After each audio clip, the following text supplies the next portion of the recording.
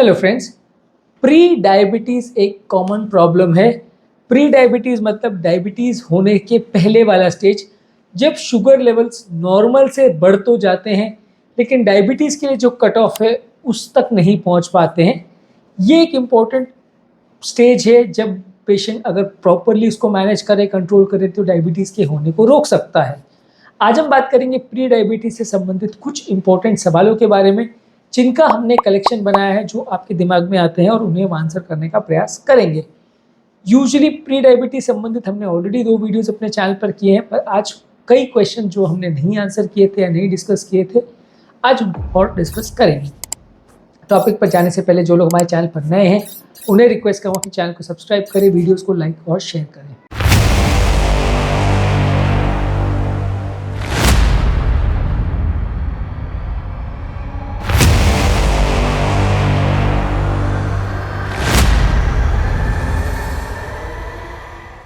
पहला क्वेश्चन आता है कि प्री डायबिटीज़ होता क्या है।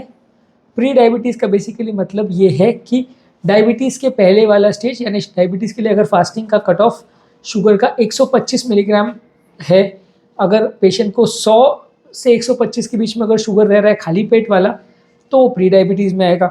बड़े पेट का कट ऑफ डायबिटीज़ होने के लिए, डायबिटीज़ लेबल करने के लिए 200 के ऊपर माना जाता है। तो यदि किसी व्यक्ति का 125 से 200 के बीच में शुगर आ रहा है तो उसे प्री डायबिटीज़ माना जाएगा।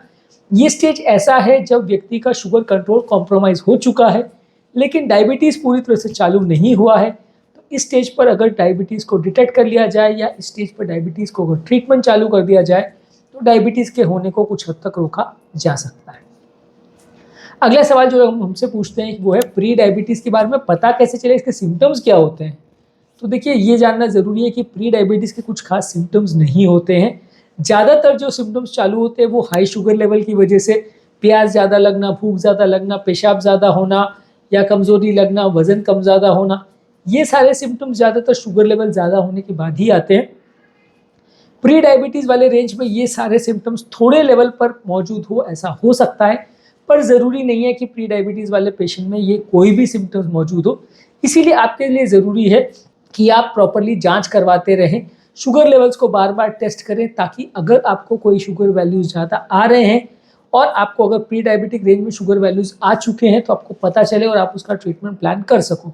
बिना टेस्ट के प्री डायबिटीज़ को जांच करने के भरोसे अगर आप रहेंगे तो काफ़ी चांसेस है कि काफ़ी ज़्यादा डायबिटीज़ के पेशेंट्स को आप मिस कर देंगे। तो इसलिए ज़रूरी आपके लिए ये है कि आप इसको प्रॉपर जाँच करते रहें।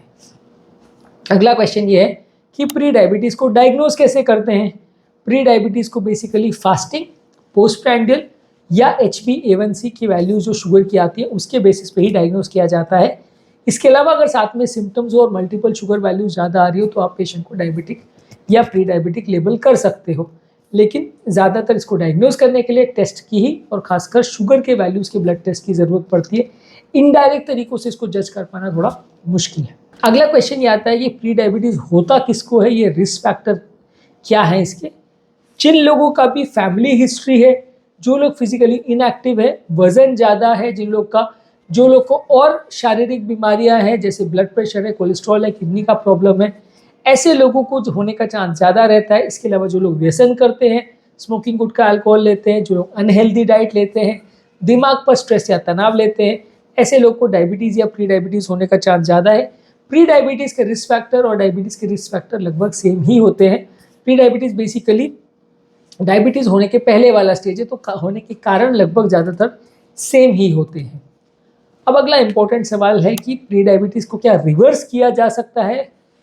यूजुअली प्री डायबिटीज़ पे अगर आप अग्रेसिवली मेहनत करते हो और अगर जल्दी उसको डिटेक्ट कर लिया जाता है, उसके बाद आप डाइट पर मेहनत करते हो, एक्सरसाइज पर मेहनत करते हो, वज़न कंट्रोल करने पर मेहनत करते हो, कुछ और दवाइयाँ भी आती है जो प्री डायबिटिक स्टेज में मदद कर सकती हैं, इनका अगर आप प्रयोग करते हो तो आपको रिवर्स किया जा सकता है प्री डायबिटीज़ को, और लंबे समय तक ये रिवर्स स्टेज को मेंटेन भी किया जा सकता है। यानी मान लीजिए आपका शुगर वैल्यूज बढ़ने चालू हो गए, आपने उसे कंट्रोल किया तो फिर लंबे समय तक वो कंट्रोल स्टेटस को आप मेंटेन भी कर सकते हो, बशर्ते ये है कि आप अपने डाइट और एक्सरसाइज का और लाइफस्टाइल चेंजेस का ध्यान रखते रहें, उसको ना छोड़े तो आप उसे मेंटेन कर सकते हैं।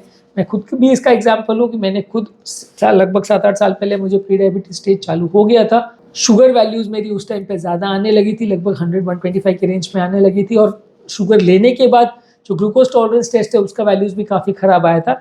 उस समय मैंने अग्रेसिव मेहनत करके वेट लॉस किया था लगभग 8-10 किलो, और उसके बाद मेरा प्री डायबिटीज़ रिवर्स हो गया। उसके बाद 7 साल लगभग हो गया, आज तक वापस नहीं आया है। लेकिन ये है कि ये हर केस में हो ऐसा ज़रूरी नहीं है।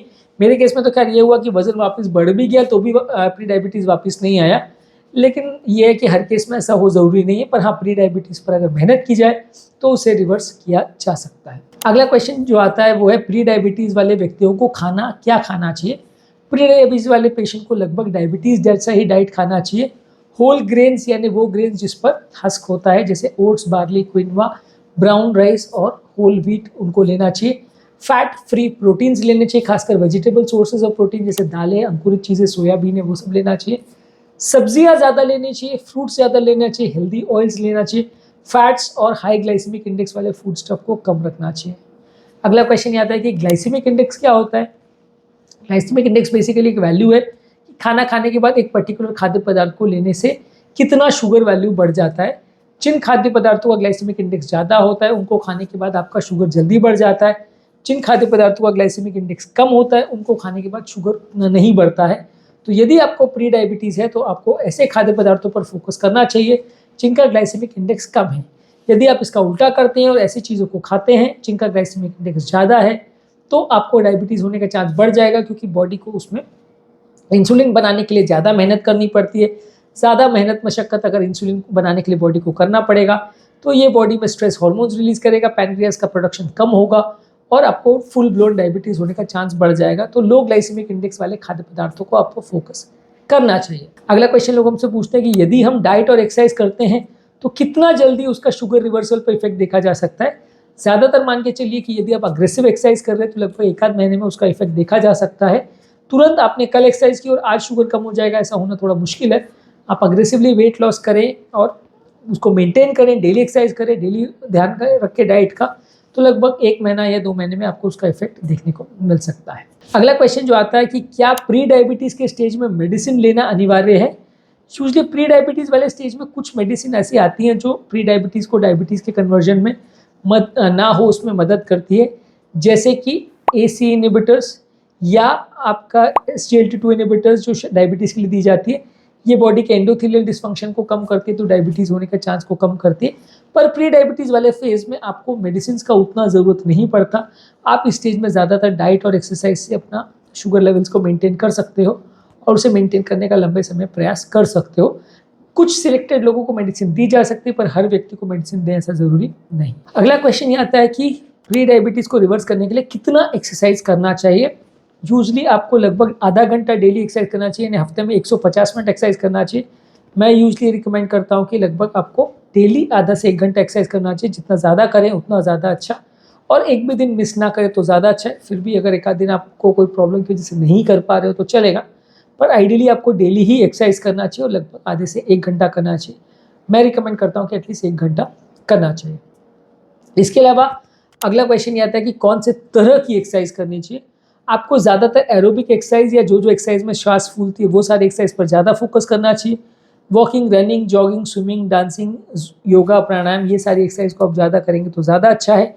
इसके अलावा आप मसल ट्रेनिंग भी कर सकते हैं, पर ज़्यादा फोकस आपका कार्डियो ट्रेनिंग या आपका फिटनेस बिल्डिंग एक्सरसाइज पर ज़्यादा होना चाहिए।